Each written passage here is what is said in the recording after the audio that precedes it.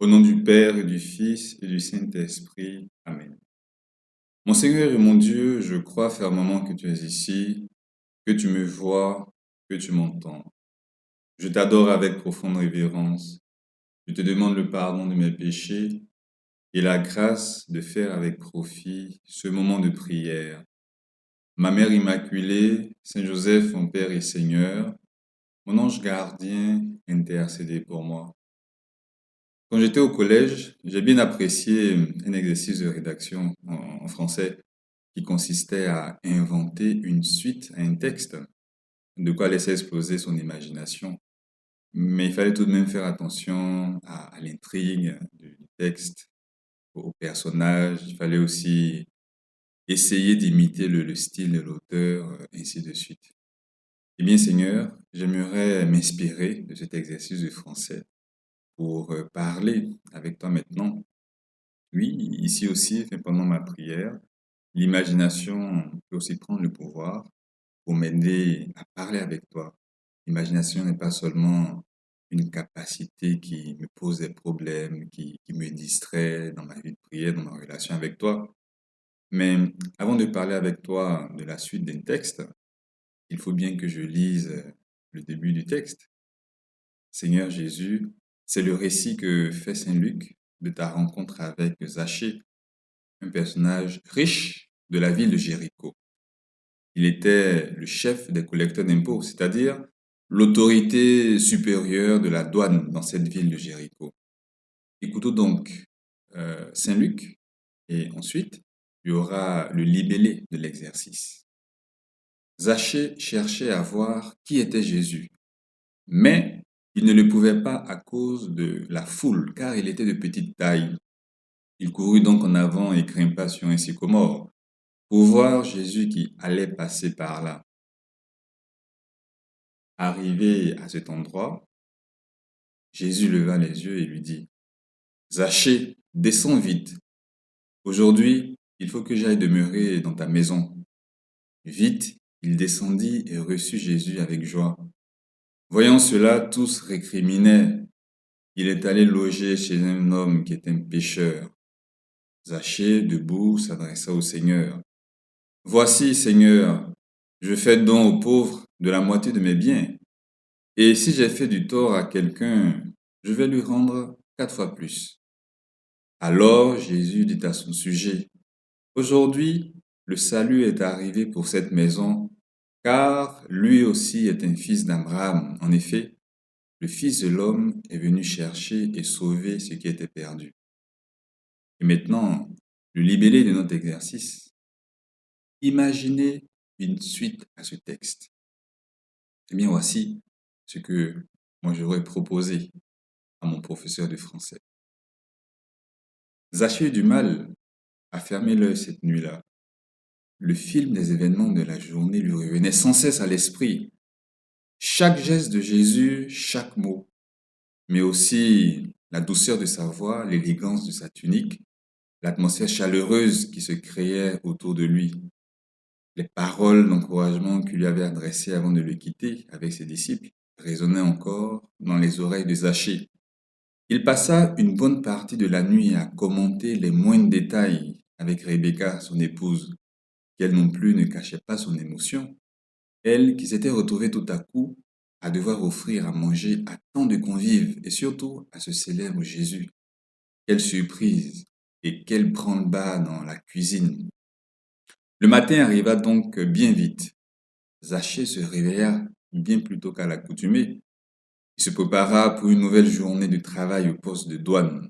Oui, une toute nouvelle journée. Il se rappela encore la promesse qu'il avait faite à Jésus. Sans prendre le petit déjeuner que lui présentait l'une de ses nombreuses servantes, Zachée, vêtu de son uniforme kaki, oui, kaki, parce que les douaniers ivoiriens se vêtent de kaki. Et bien Zachée, vêtu de son uniforme kaki, se mit en route.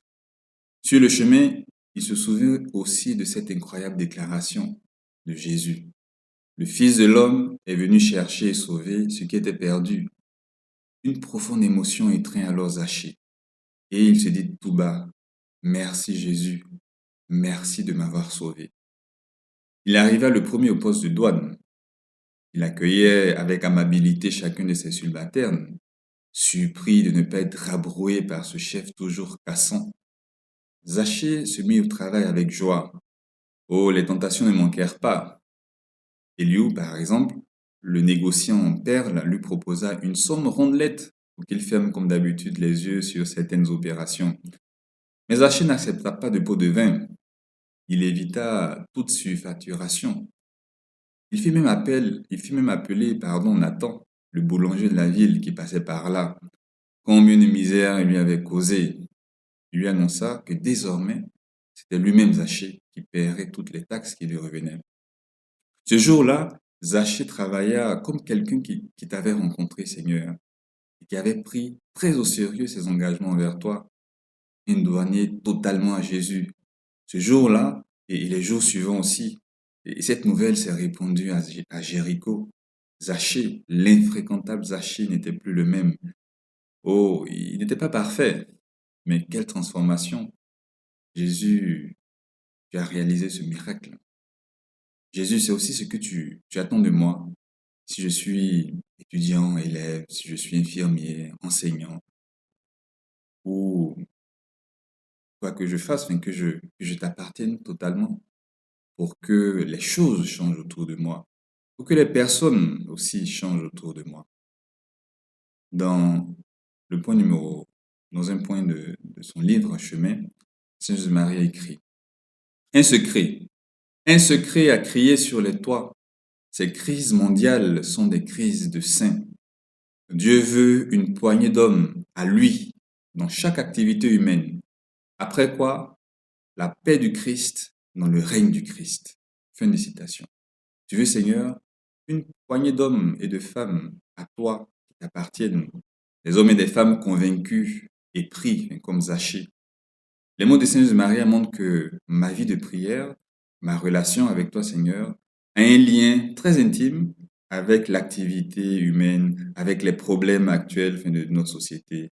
Les forums, les congrès, les assemblées internationales peuvent contribuer évidemment à des questions comme la paix, l'environnement, le développement durable, etc. Mais au fond, ces questions dépendent de l'engagement véritable de quelques hommes et de quelques femmes concrets envers toi, Seigneur.